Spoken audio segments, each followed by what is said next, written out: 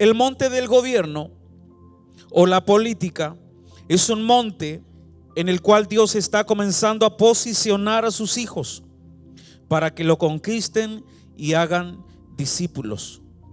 Al igual que con los otros montes, prácticamente la iglesia ha entregado este monte al mundo. Denominaciones enteras les han prohibido a sus creyentes participar en política a causa de la corrupción que la afecta. La razón por la cual parece que la política es del diablo es que hemos abandonado ese monte a su suerte, y los que nos gobiernan son hombres y mujeres llenos de ambiciones personales, sin principios y sin valores bíblicos. El monte del gobierno o el monte de la política está controlado por espíritus territoriales, demoníacos, principados, potestades, gobernadores. Por esa razón es muy peligroso tratar de ingresar a este monte, tratar de conquistar este monte, si no se está preparado espiritualmente para hacerlo. Diga, el monte del gobierno.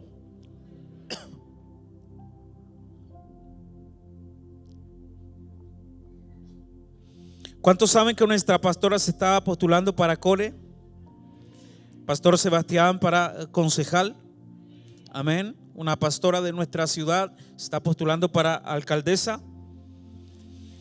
Cuando hablamos del gobierno, nos referimos al conjunto de autoridades, instituciones y organismos administrativos diversos que ejercen los poderes del Estado. Vamos a seguir leyendo todos juntos. Presidente de la República, ministros, senadores, diputados, gobernadores, alcaldes, concejales, consejeros regionales, etcétera. Pero también incluye el poder judicial, Corte Suprema de Apelaciones, civil, penal, laboral, etcétera. A eso nos referimos con el monte del gobierno o el monte de la política. ¿Puede un cristiano involucrarse en política? ¿Qué dice Dios respecto a la política?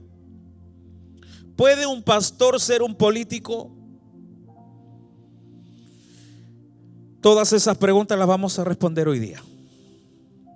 Amén. Diga conmigo, Esther fue llamada a conquistar el monte del gobierno. ¿Cuántos conocen a Esther de la Biblia? La historia de Esther. ¿Cuál es la historia de Esther? Un poquito. Era una joven huérfana, sus padres murieron y fue adoptada por su primo Mardoqueo. Ellos vivían exiliados en el reino de Persia, judíos exiliados en el reino de Persia.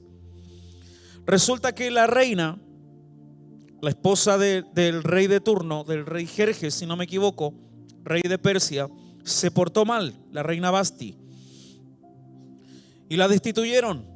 Por lo tanto, el rey comenzó a buscar una nueva reina.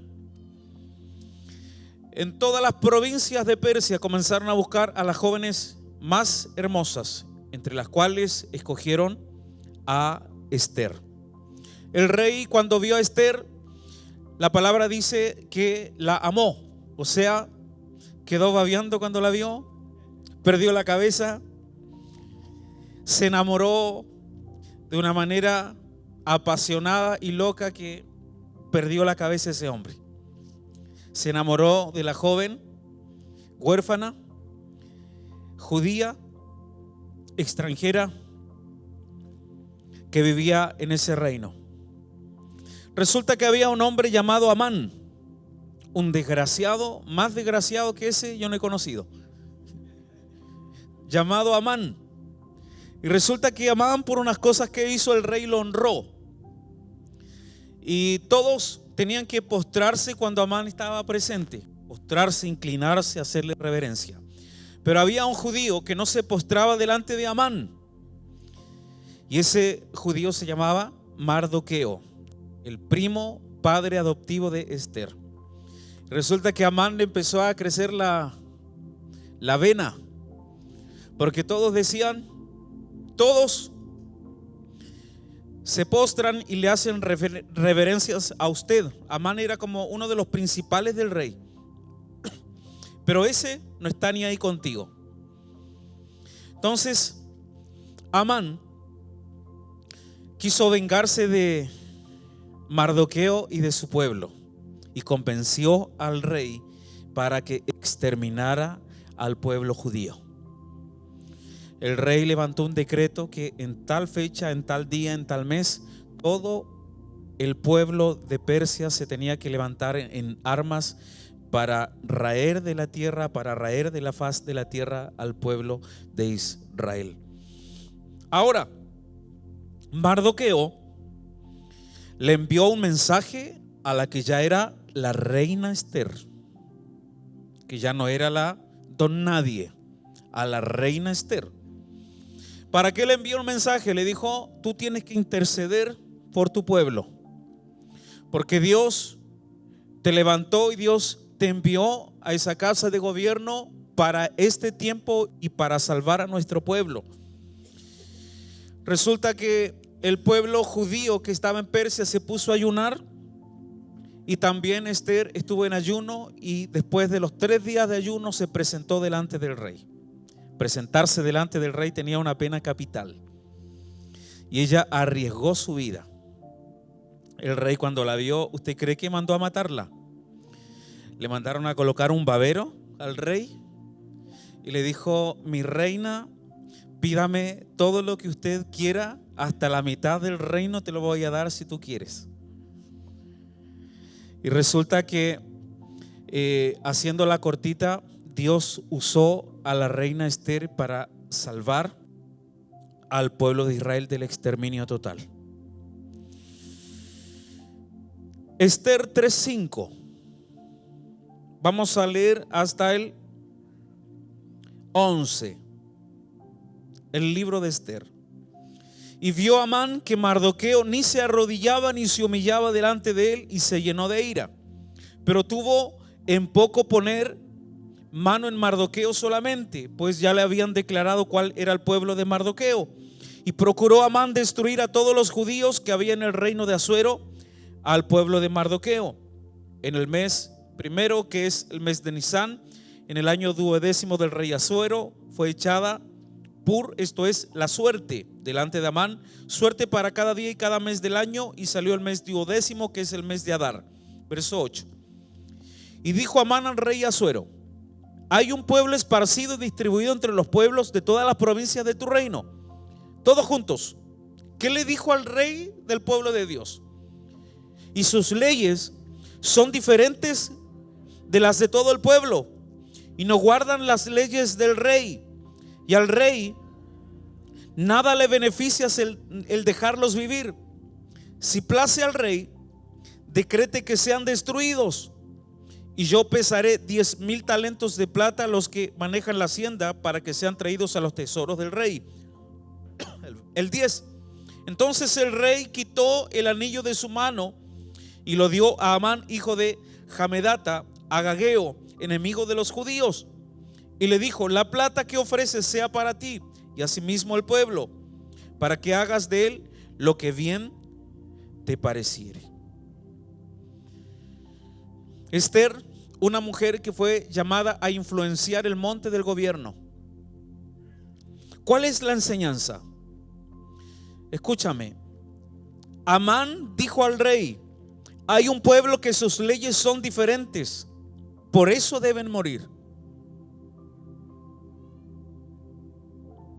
Hay un pueblo que sus leyes son diferentes a las nuestras, por eso simplemente deben morir. Hoy día también existe un amanismo moderno, o la influencia del espíritu de Amán.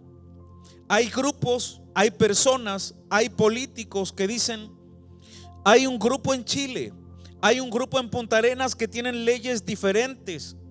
Ellos están en contra del aborto, ellos están en contra del feminismo, de la agenda LGTB, etcétera.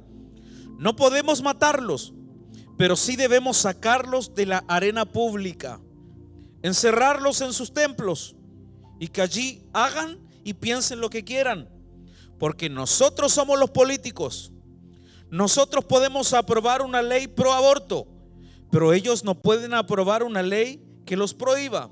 Nosotros sí podemos aprobar una ley a favor de los niños transgéneros, pero ellos no pueden aprobar una ley que lo prohíba. Nosotros sí podemos aprobar una ley que le quite a los padres el derecho de educar a sus hijos, pero ellos no pueden aprobar una ley que lo permita. Ese es el amanismo moderno. Escúcheme. La política y la soberanía de Dios. Dios le prohibió al pueblo de Israel casarse con paganos, pero sí le permitió a Esther casarse con un rey pagano, porque Dios es soberano.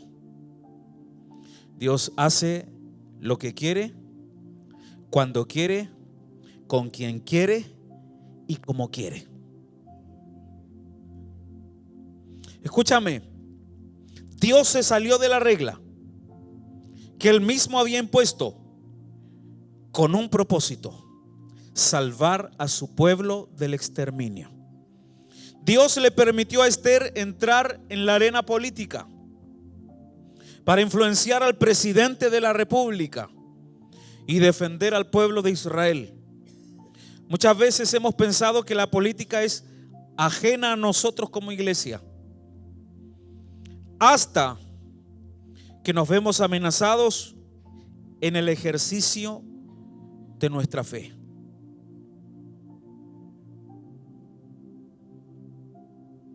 Nuestra responsabilidad como pueblo de Dios es luchar para que las ideas liberales anti Dios de los movimientos modernos no se impongan sobre los principios bíblicos en nuestro país. ¿Cuántos dicen amén?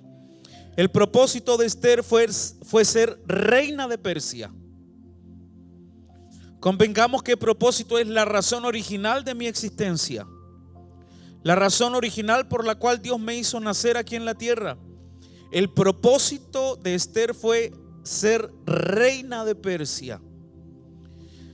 No fue quizás una profeta como nosotros conocemos, no fue ser quizás una apóstol como nosotros conocemos, o una pastora como nosotros lo conocemos, pero sí fue la primera dama de la nación y con mucha y muchísima influencia sobre el rey. La generación de Esther son mujeres llamadas a conquistar el monte de la política, mujeres valientes como Esther, llena del Espíritu Santo, con una gracia sobrenatural para influenciar a las autoridades de nuestra nación. Mujeres que Dios levanta en este tiempo para defender nuestros principios y nuestros valores. ¿Cuántos dicen amén? ¿Cuántas mujeres de la generación Esther hay aquí en esta noche? Ese amén más fuerte, pues. Diga: José fue un profeta. Más fuerte, diga: José fue un profeta. ¿Qué más? Llamado a conquistar el monte del gobierno. ¿Cuántos conocen la historia de José? Génesis 41:25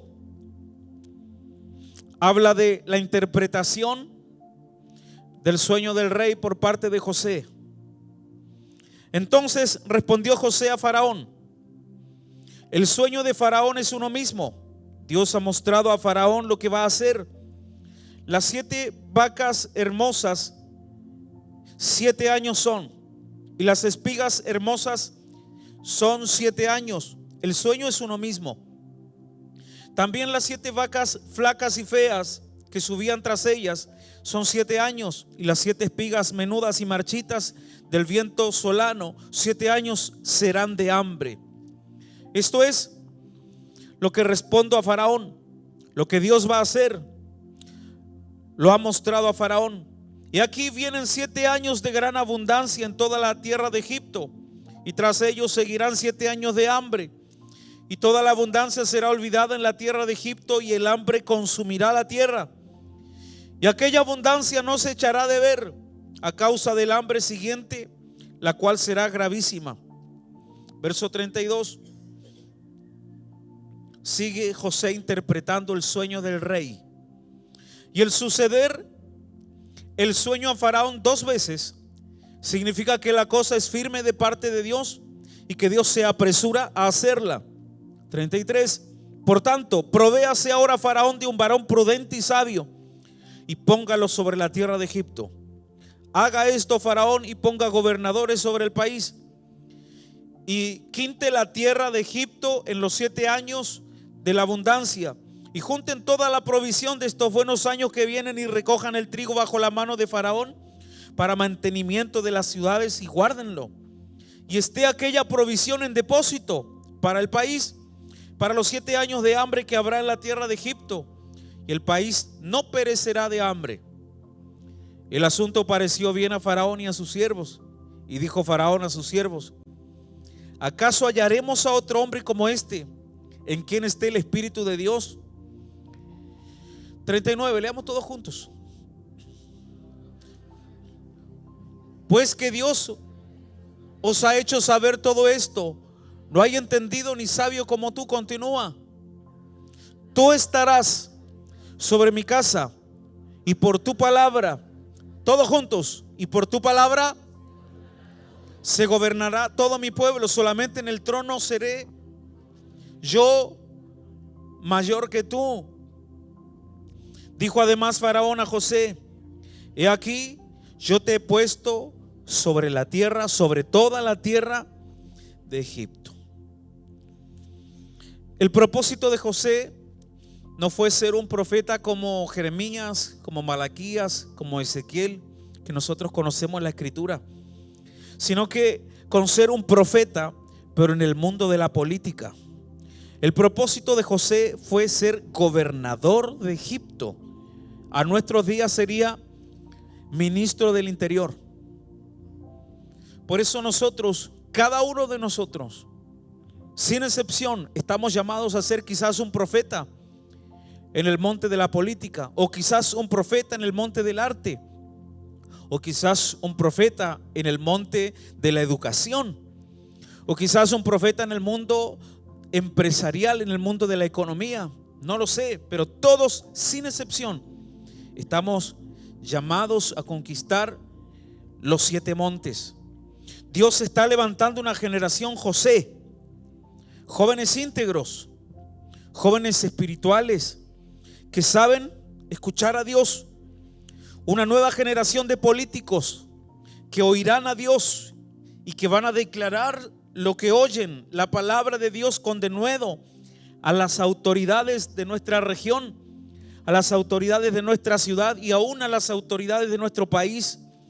Levante su mano y diga conmigo: nuestro país necesita políticos como José.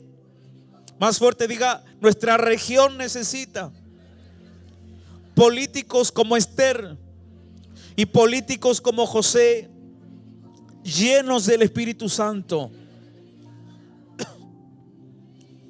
Mira, escucha, dale un aplauso al Señor.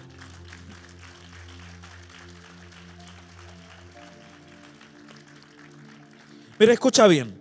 El propósito de José fue que a través de su cargo traer bendición material a su país. A través de su cargo traer bendición económica a su país. Él murió, yo te pregunto si él cumplió su llamado y su propósito. Claro que sí, pero sin embargo él nunca estuvo parado en una plataforma como esta, ni predicando el evangelio como lo hago yo. Porque no todos los llamados son iguales, porque no todos estamos llamados a ser pastores en el monte de la religión como yo, sino que tú también puedes profetizar en el monte del gobierno o en el monte de la política. Amén. Entonces José sí cumplió su propósito, traer bendición material a su país. Dios le dio estrategias para superar una crisis económica mundial. Si tú eres un joven profético, si tú eres papá y tú te das cuenta que tu hijo es un niño profético, por los sueños, por las visiones que ha tenido desde niño, Probablemente no va a ser un profeta como Moisés Bel. Probablemente va a ser un profeta como José. No al monte de la religión, sino que al monte del gobierno, para interpretar sueños de autoridades importantes de nuestra región, de gente de gobierno en nuestro país, en nuestra región y en nuestra ciudad. Seguimos. David fue un apóstol en el monte del gobierno. Segunda de Samuel 5:3. Vinieron pues todos los ancianos de Israel al rey en Hebrón, y el rey David hizo un pacto con ellos en Hebrón delante de Jehová, y ungieron a David como pastor de la iglesia tanto. Ungieron a David como un profeta itinerante, como un apóstol de la denominación tanto. O ungieron a David como evangelista itinerante, así dice. Lo ungieron a David por rey sobre Israel. Era David de 30 años cuando comenzó a reinar, y reinó 40 años. El propósito de David no fue el mismo que tenía el profeta Samuel, ni tampoco fue ser un sacerdote en el monte de la religión, sino un apóstol en el monte del gobierno. David fue rey de Israel, que a nuestros días fue presidente de la república de una nación. David, mira, escúchame. David, el único hombre en la Biblia que fue llamado conforme al corazón de Dios. No hay otro. Un apasionado por la presencia de Dios. Un hombre que instauró un nuevo modelo de alabanza y adoración aquí en la tierra. Una persona que su mayor pasión era adorar a Dios. Él fue ungido por un profeta para ser presidente de una nación, para ser rey de Israel, rey de un país, para ser un político conforme al corazón de Dios. Dios está levantando una nueva generación de políticos. ¿Cuántos dicen amén? Dios está levantando una nueva generación de políticos. ¿Cuántos dicen amén? Hombres y mujeres cuya pasión es traer de vuelta la presencia de Dios a nuestra ciudad, a nuestra región y a nuestro país. El propósito de David fue, escuche bien,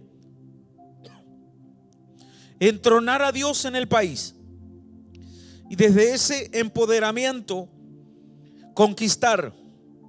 Desde ese empoderamiento traer paz y traer bienestar a su país. Moisés y su relación con el monte del gobierno. ¿Cuál es la relación de Moisés, el que todos nosotros conocemos, con la política? Escúchame bien, te voy a hacer algunas preguntas para que tú puedas pensar. ¿Por qué Dios permitió que lo recogiera del río Nilo la hija del faraón?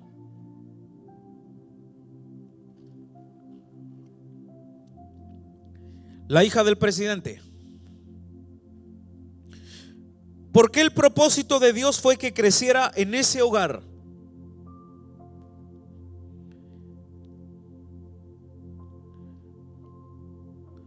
En ese entorno.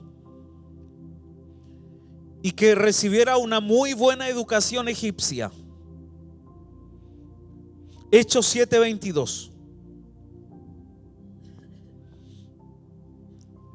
Y fue enseñado Moisés en toda la sabiduría de los egipcios. Nuevamente. Y fue enseñado Moisés en toda la sabiduría de los egipcios. Y era poderoso en sus palabras y obras. Déjalo allí nomás. ¿Cuál es la relación que tiene Moisés con el monte del gobierno?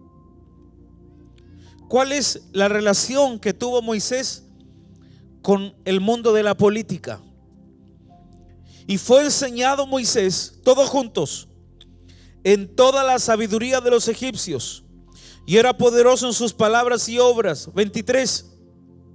Cuando hubo cumplido la edad de 40 años, le vino al corazón el visitar a sus hermanos, los hijos de Israel, y al ver a uno que era maltratado, lo defendió, e hiriendo al egipcio vengó al oprimido. ¿Cuál es la relación de Moisés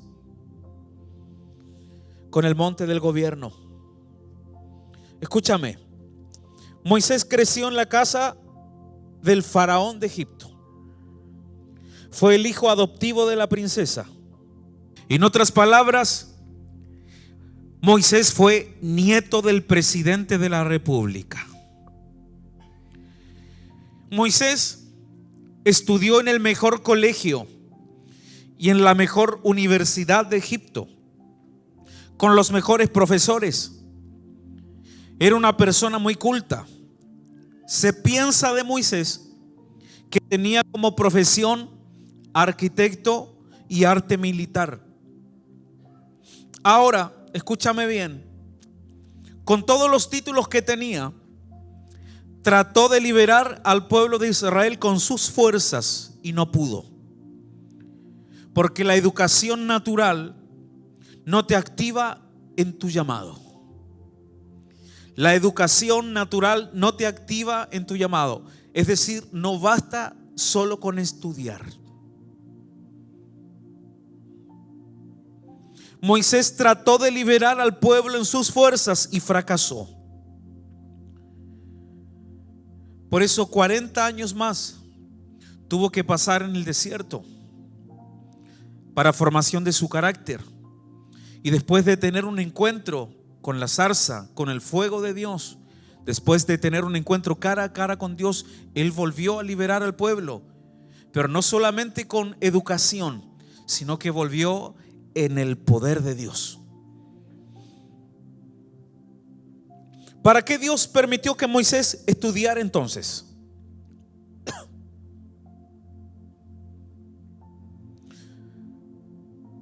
¿Por qué Dios permitió que Moisés estudiara y se perfeccionara en los mejores colegios, en la mejor universidad, con los mejores profesores egipcios?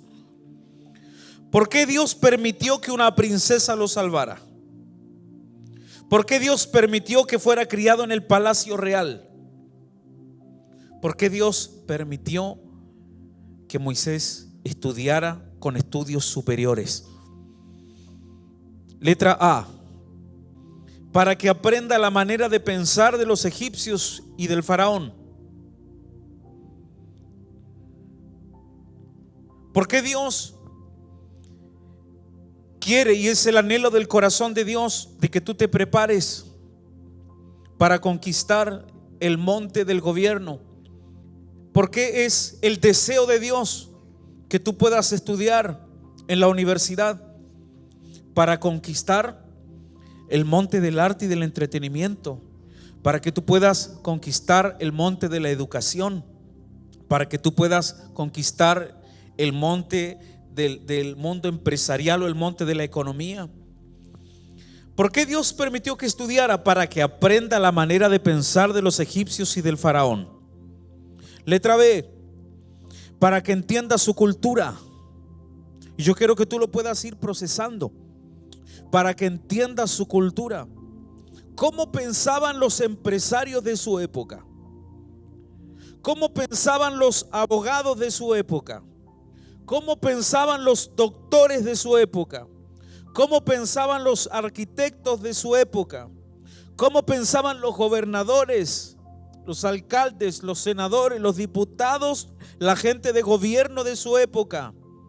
Letra C: ¿por qué Dios permitió y fue el deseo de Dios que Moisés se preparara con estudios superiores? C: porque la educación te ayudará a entender al enemigo. D: todo propósito está diseñado para traer cambios. Toda persona que camina en su propósito estará trayendo cambios en su entorno. Toda persona que camina en su propósito Dios los llama para traer cambios en esa esfera de influencia. Dios te dice hoy: estudia en la universidad para traer cambios en el monte del arte. ¿Cuántos dicen amén? Ahí no les gusta nada. Dios te dice: estudia en la universidad para traer cambios en el monte del arte.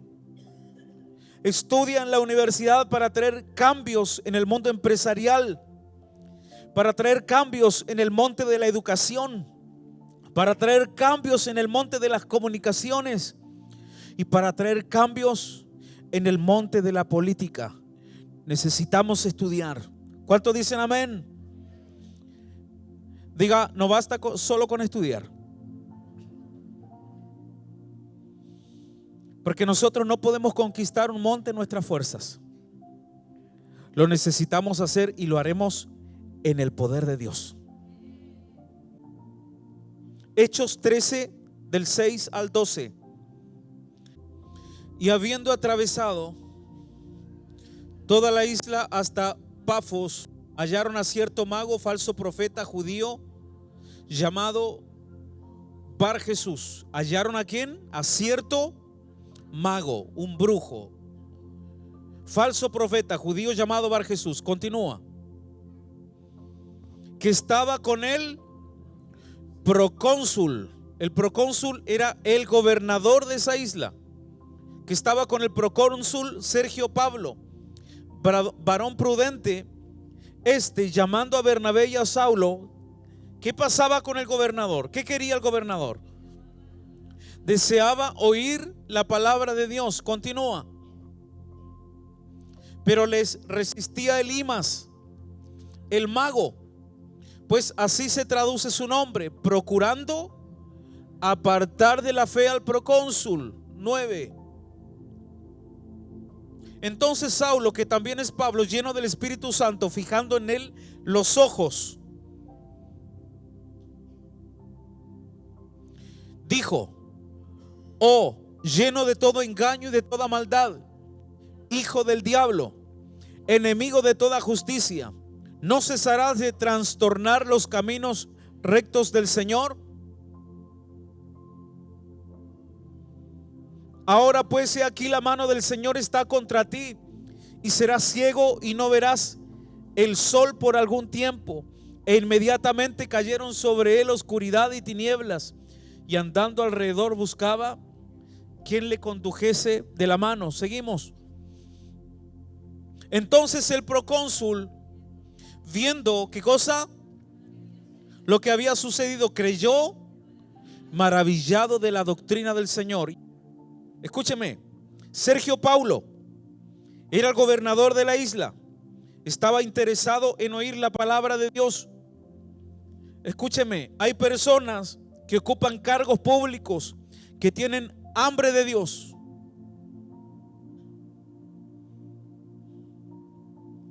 Elimas era un brujo que frecuentaba la corte del procónsul, probablemente para brindar su consejo, pero también procuraba alejar a Sergio Paulo del apóstol Pablo, impedir que el apóstol Pablo le presentara el evangelio. Esto nos enseña que a Satanás le interesa mucho los lugares de gobierno, porque él sabe que es una esfera de influencia. Satanás sabe que es un pilar de la sociedad. Satanás sabe que es un monte de la sociedad. Dios necesita a sus hijos en esos lugares. ¿Cuántos dicen amén? ¿Para qué? Para tomar control espiritual de ese monte, para neutralizar las obras de brujería que impiden que los gobernantes de nuestra ciudad, que los gobernantes de nuestra región y de nuestro país conozcan a Jesús. Dios está levantando una generación con la valentía del apóstol Pablo, que penetrarán en el monte de la política para conquistarla por la fuerza. ¿Cuántos dicen amén? Una generación llena del Espíritu Santo que extenderá el reino por la fuerza en el monte del gobierno. Y ese aplauso a Jesús fuerte.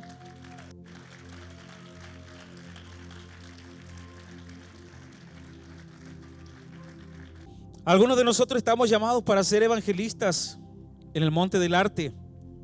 Otros están llamados para ser evangelistas en el monte de los medios de comunicación. ¿Cuántos dicen amén? Otros a ser profetas en el monte del gobierno.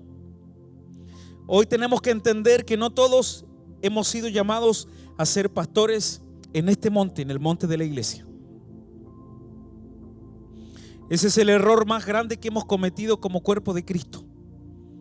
Muchos hombres de negocios se han ido de las iglesias porque aparentemente no sirven en ningún ministerio.